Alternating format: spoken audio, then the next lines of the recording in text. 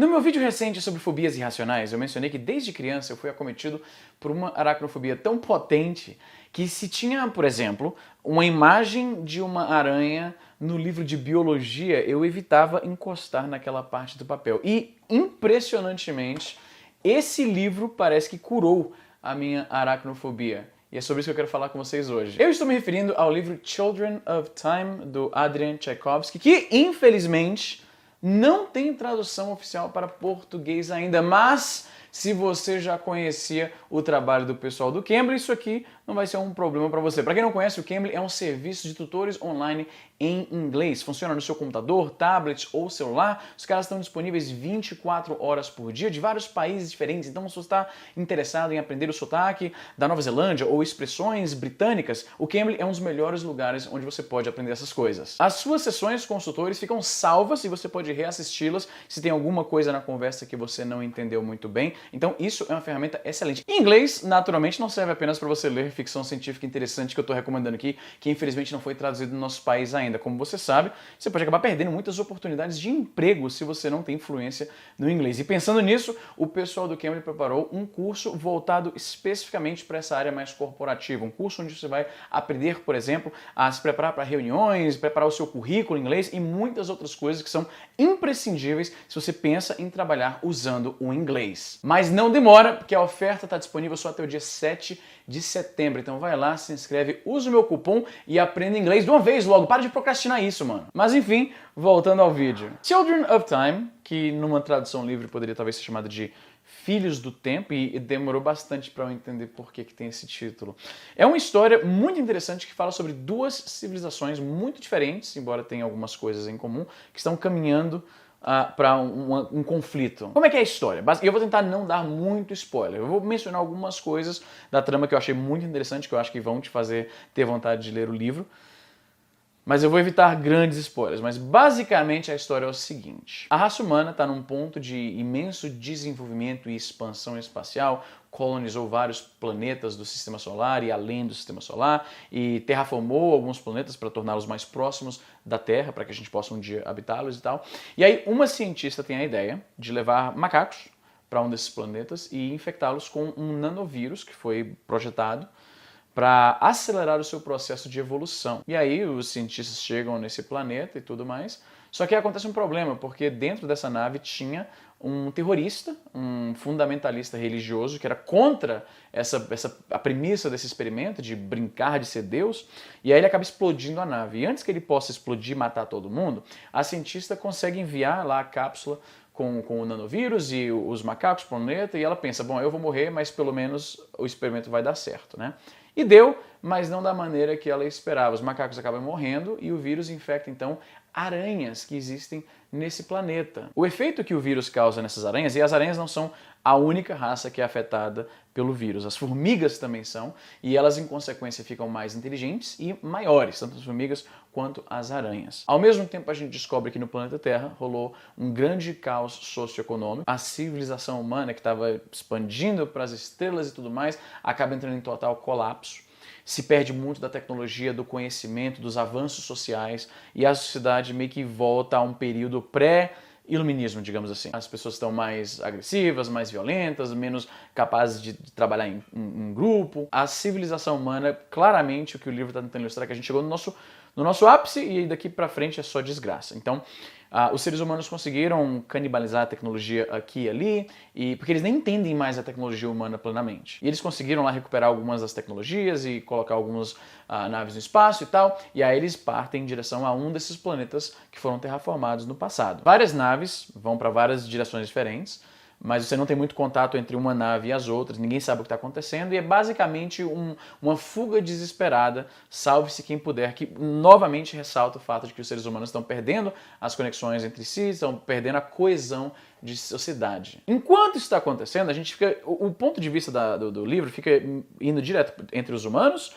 e as aranhas, que vão encontrar-se aos humanos, vão ficando cada vez mais evoluídas, tanto fisicamente, porque elas crescem, elas ficam gigantes, Não é gigante assim, ela não fica do tamanho de um prédio. Fica... Do trecho em que eu estou no livro, elas estão mais ou menos do tamanho de um cachorro grande, basicamente. Elas vão desenvolvendo um senso maior de sociedade, desenvolvem uma língua, depois elas acabam desenvolvendo matemática, e tudo é colocado de uma forma bem... faz bastante sentido. É um pouco fantástico, naturalmente, mas faz bastante sentido. É o que os apreciadores de ficção científica chamam de hard sci-fi, que é aquele sci-fi que é mais fincado na realidade. Se você lê O Perdido em Marte, por exemplo, aquilo é um bom exemplo de hard sci-fi. É a ficção científica que o autor tenta explicar tudo direitinho. Eu sempre fui nerd de hard sci-fi, sempre gostei desse tipo de autor, então Children of Time pra mim foi excepcional. Se você gostou de algo como Perdido em Marte, você provavelmente gostaria de Children of Time. Não chega àquela fidelidade técnica de Perdido em Marte, mas é um pouco próximo daquilo. É porque Perdido em Marte, eu sei que talvez alguns que leram os dois livros vão até achar que a comparação é indevida. É porque Perdido em Marte ele entra muito na matemática da coisa mesmo, coisa que o Children of Time não faz. Mas o que eu quero dizer é que você lendo Children of Time, tudo é explicadinho. Não é assim, as aranhas agora desenvolveram X. Não, ele mostra o progresso, o que eles fizeram para ir do ponto A ao B, ao C, ao D, ao ponto que você vai acompanhando a civilização das aranhas inteligentes e fica assim, não, isso faz sentido bastante mesmo. O livro é basicamente alternando entre esses dois pontos de vista. Os seres humanos, que eles entendem que eles vêm de um passado glorioso, que os seus antepassados eram muito melhores em todos os aspectos, tanto intelectualmente quanto socialmente, mas que agora eles vivem em completa guerra. Para você ter uma noção, tem um trecho no livro em que essa nave gigante que tem que viajar entre as estrelas rola um motim dentro dela e começa uma guerra lá dentro. Mais na frente do livro, a coisa está degringolando tanto que as pessoas que estão lá, que são na verdade descendentes dos primeiros passageiros, porque as naves viajam mais lento do que a luz, então demora muito tempo para chegar num planeta. Alguns dos passageiros dessa nave ficam em animação suspensa, ou seja, ficam congelados. Alguns outros ficam lá acordados para fazer certas funções na nave, eles vão tendo filhos, então é uma nave de várias gerações. Quando chegar lá no seu destino, algumas pessoas são as que estão congeladas e outras viveram várias gerações na nave. E o que acaba acontecendo é que alguns desses seres humanos começam a simplesmente perder a noção de quem que eles são, o que é essa nave que eles habitam, eles vão regredindo, tipo, para a Idade Média, começam a ter várias superstições sobre o funcionamento da nave, é muito fascinante. E ao mesmo tempo você vê as aranhas indo na direção oposta, se tornando mais sociáveis, desenvolvendo mais empatia entre os outros animais da floresta com que elas vivem e outros membros das outras castas de aranhas e tal, faz bastante sentido, eu tenho gostado bastante. O meu trecho favorito do livro, que o cimentou ali naquele momento como um dos melhores sci-fis que eu já li, e tem os seus defeitos também, não é um livro perfeito naturalmente, eu vi algumas resenhas na internet, muita gente gosta, algumas pessoas têm algumas críticas e eu vejo bons pontos dos dois lados. Mas pra mim, o livro fisgou mesmo. Tem um trecho em que esses humanos acabam chegando no planeta. E eu tô pulando um monte de coisas mais interessantes que acontecem pra não dar spoiler, mas todo o mecanismo de como as aranhas vão descobrindo tecnologia e descobrem que tem um satélite orbitando o planeta que foi deixado pelos primeiros humanos. E aí elas começam a primeiro explicar aquilo com religião. E aí a religião delas começa a se desenvolver, vai virando ciência. E elas desenvolvem língua e escrita e matemática, astronomia e tudo isso. É realmente, eu acho muito fascinante. Mas o melhor trecho do livro, disparado, é o momento em que rola um... Lembra que eu mencionei do motim lá da nave espacial? Uma dessas naves chega no planeta e cai lá, e aí começa a maior guerra entre os humanos, e aí alguns conseguem fugir de volta, e uma astronauta se mete no meio da floresta lá do planeta para fugir dos caras, né? As aranhas, a esse ponto da história, já são basicamente astrônomas, né? A propósito, uma coisa que eu gosto muito nesse livro é que o autor não fala apenas, e aí as aranhas descobriram X, ele não faz assim. Ele mostra como elas entendem uma coisa, e dali elas entendem uma outra, e ali uma outra, e ali uma outra, e chega um ponto em que ele descreve uma coisa que as aranhas estão fazendo, que sem explicar o que foi, você fica assim... elas inventaram astronomia. Isso aí é a versão delas do computador. Elas adestram formigas a fazer funções simples num espaço assim gigantesco, e aí essas formigas acabam sendo um análogo de um computador. Você viu aqueles vídeos em que os caras programam uma calculadora no Minecraft? É basicamente isso, só que elas usam formigas adestradas. O livro não fala, e assim elas inventaram o computador.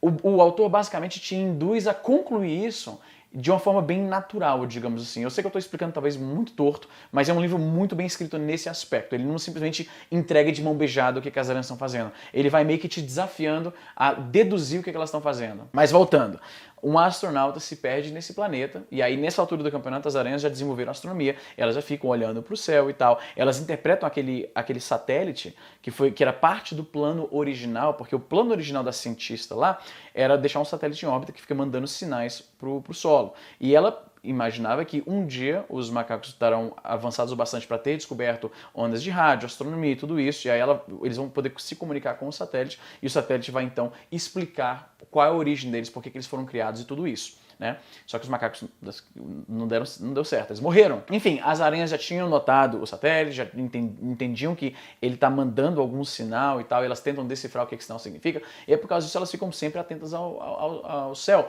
E aí quando essa nave apareceu, elas ficaram observando também, e quando ela caiu, elas ficaram observando de longe. E quando essa astronauta se meteu na selva, elas falaram, pô, vamos ver que bicho é aquele, nunca vi isso antes. E elas vão lá curiosas e tal. Né? É uma coisa muito divertida nesse livro, que é o fato de que as aranhas elas são muito curiosas, e o autor ele se inspirou numa família de aranhas que são naturalmente curiosas, inquisitivas e tal. Isso eu acho muito interessante, porque você vai ler a Wikipédia sobre aranhas depois de ler esse livro, e tudo que é descrito lá do comportamento das aranhas, você fica, caralho, mano, igual no livro, elas fazem isso mesmo, aqui no livro. Você fica com a noção de que o cara claramente pesquisou bastante antes de escrevê-lo. Mas enfim, o meu trecho favorito do livro é quando as aranhas vão lá e, mano, que porra é aquela? Vamos dar uma olhada nisso aí. E aí elas ficam acompanhando esse animal estranho, né, essa astronauta, sem interferir, sem atacar, só com curiosidade. Ela acaba desmaiando, o livro deixa...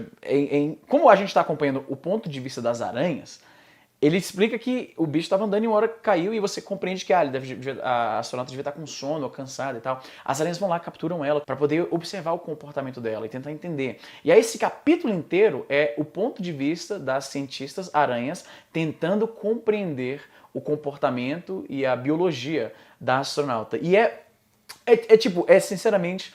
assim, o melhor tipo de sci-fi que existe na minha opinião. As aranhas têm muita curiosidade, porque elas são, basicamente nesse ponto do livro, cientistas. Então elas ficam com curiosidade para entender o animal e tal, e tentam se comunicar com a astronauta, mas aí as aranhas são surdas, e a linguagem delas é uma linguagem de sinais. Elas usam os pedipalpos e as patinhas, e aí fazem vibrações no chão, e fazem sinais, e é assim que elas se comunicam. A língua delas é uma língua de gestos.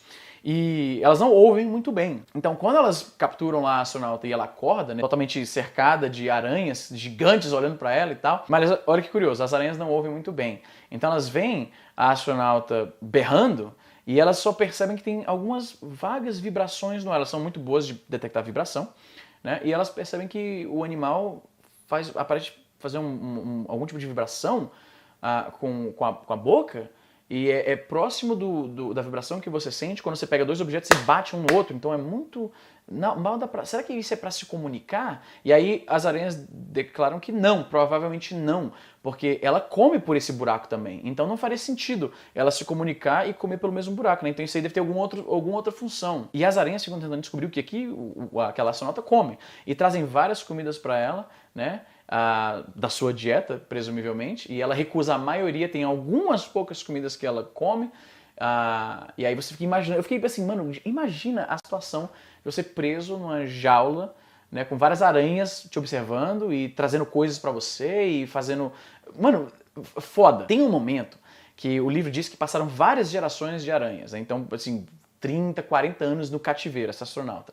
Que um dia, uma das aranhas cientistas notou que ela estava reproduzindo com as mãos os símbolos dos pedipalpos das aranhas para água e comida.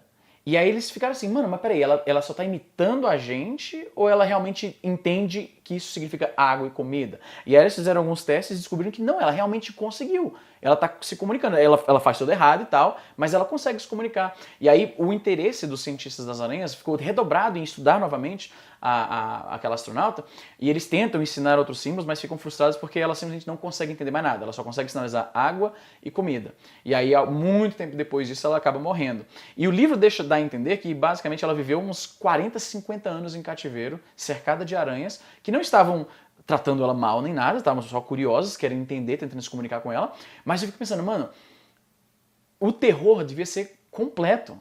E as aranhas finalmente concluem que esse animal claramente não era dotado de muita inteligência, porque se comporta de forma completamente irracional boa parte do tempo, e não consegue se comunicar muito bem, mesmo tendo décadas de tempo para observar as aranhas e tal. E eles pensam que, na verdade, o que deve acontecer é que essa astronauta e os outros astronautas que morreram na queda, que elas dissecaram para entender como é que funciona, né, a biologia deles, devem ser algum tipo de servos daquele satélite, que elas não entendem como um satélite, elas chamam apenas de mensageiro, porque elas sabem que é uma luz que passa no céu à noite, que envia algum tipo de sinal que elas inicialmente interpretavam com um significado religioso e depois compreendem que é um fenômeno natural do universo. E elas decidem que esse gigante, elas chamam o astronauta de gigante, porque são maiores que as aranhas, devem ser algum tipo de animal de carga que tem inteligência limitada e que deve atender às necessidades desse mensageiro aí, né? Então, é um livro absolutamente fascinante para quem gosta disso. O contraste da decadência da civilização humana com a ascendência da civilização das aranhas. E uma coisa que eu vi em várias resenhas do livro, as pessoas que leem esse livro, que têm aracnofobia, vão se sentindo uma conexão tão grande com os personagens das aranhas e raiva dos humanos, que inicialmente eu pensei que, pô, eles são meio mal escritos, eles são irritantes. Nenhum dos personagens humanos é um cara muito gente boa. E aí eu fui entendendo que, na verdade, isso foi intencional. A ideia do livro é basicamente que você se desconecte dos seres humanos, veja eles como alienígenas estranhos que destruíram o planeta, agora estão roubando o planeta alheio. E as aranhas são um ser que surgiu meio que por acidente, por mão dos próprios humanos, mas que estão indo num caminho evolucionário que parece, pelo menos até o momento, um pouco mais civilizado, um pouco mais humano. Cara, tem uns conceitos tão legais nesse livro que, novamente, é muito inspirado na pesquisa que o autor fez de aranhas de verdade aqui do nosso planeta Terra. É muito comum entre esses animais a fêmea ser mais forte e mais ativa no papel de caça, enquanto o macho é um pouco menor, mais fraco, não caça tão bem. E ele depende muito da proximidade de uma aranha fêmea. Então, à medida que a civilização das aranhas vai desenvolvendo, as fêmeas têm espaço de maior importância na sociedade e os machos são relegados a simplesmente servir um papel de acasalamento e nada mais. São tratados como, né, cidadão de segunda classe. Os machos bem-sucedidos são os que dançam melhor, os que têm cores mais atraentes e tal. E eles se reúnem em locais lá das cidades das aranhas e ficam dançando e se exibindo para ver se atraem a atenção de alguma aranha fêmea. Tem um trecho no livro que uma das aranhas está muito frustrada com alguma coisa e a outra sugere que ela vá lá no antro lá dos machos para se distrair um pouco. E fica entendido que aquilo virou basicamente o prostíbulo delas. Tem vários machos lá se exibindo para as mulheres e tal, e eles não conseguem fazer muita coisa fora disso, não são bons caçadores, não são muito fortes e tal, e ficam dependendo de uma mulher, de uma aranha fêmea, que vá lá e basicamente, eu quero esse aqui, aí leve para casa e cuide do macho, basicamente. E aí tem um trecho no livro em que rola uma grande pandemia, que vai matando várias das aranhas dessa grande cidade, elas chamam de Grande Ninho, é tipo a capital da civilização delas. E aí as aranhas fêmeas, que são mais fortes, mais independentes e sabem se virar, fogem da cidade, vão pro mato para evitar a infecção. E aí os machos, sem a mesma alternativa, acabam tendo que tomar os espaços das indústrias, digamos assim, que eram ocupados pelas mulheres. Aí a gente vê que, por causa desse evento, os machos dessa civilização das aranhas ganharam mais espaço dentro das indústrias delas. Tem uma aranha que é tipo a cientista principal da trama, que ela é meio tabu ela oferecer espaço lá no seu pequeno laboratório para as aranhas machos, porque são vistos como burros, são lentos, não serve para nada, só serve para copular, basicamente, é o pensamento geral, né? E aí ela e a sua amiga dela, né, que é a protagonista da história, meio que lutam contra esse estigma e falam, não, tá vendo? Se a gente ensinar eles, eles conseguem. E agora que tá todo mundo morrendo, o jeito vai ser ensinar eles mesmo, não tem outra alternativa. E aí você vê a sociedade mudando nessa atitude que tem em relação às aranhas machos. É muito interessante. Me lembra muito, claramente tem um paralelo com o que aconteceu nos Estados Unidos depois da Segunda Guerra, em que muitos homens foram para a guerra, e aí as mulheres ganharam espaço nas indústrias que antes não acomodavam elas tanto. Né? É bem parecido, tem um paralelo bem interessante. Muita gente critica o livro dizendo que isso é o que torna ele desinteressante, porque basicamente as aranhas são basicamente seres humanos, mas com algumas pequenas diferenças no seu caminho evolucionário. E eu não vejo dessa forma, eu acho que é interessante ver esses paralelos. Eu acho que ficção científica a melhor ficção científica, eu acho, ela pega coisas reais, coisas que acontecem ou aconteceram no nosso mundo, e imaginam, e se isso fosse um pouco diferente, né? Enfim, eu sinto que eu falei pra caramba e não falei ainda quase nada. O livro tem 600 páginas, então é uma grande aventura. Eu dei alguns pequenos spoilers, mas eu fiz isso apenas porque eu acho que vai deixar você mais interessado em ler a história. Como eu falei, não tem tradução oficial em português ainda, mas se você assina o Cambly, talvez isso não seja um problema pra você. É isso, eu vou ficando por aqui, mas antes de ir, eu peço que você me recomende alguma ficção científica interessante que você leu recentemente. Me conta um pouquinho da história pra ver se me fisga também. Porque agora, cara, eu finalmente voltei a ler com aquele furor que eu lia quando eu era mais novo, e tem sido sensacional, porque o hobby da leitura é algo que eu negligenciei por tantos anos, e eu tô adorando entrar com tudo nisso. Então eu aceito tudo quanto é sugestão, especialmente de livro de ficção científica. Mas é isso, gente. Eu vou ficando por aqui e até a próxima.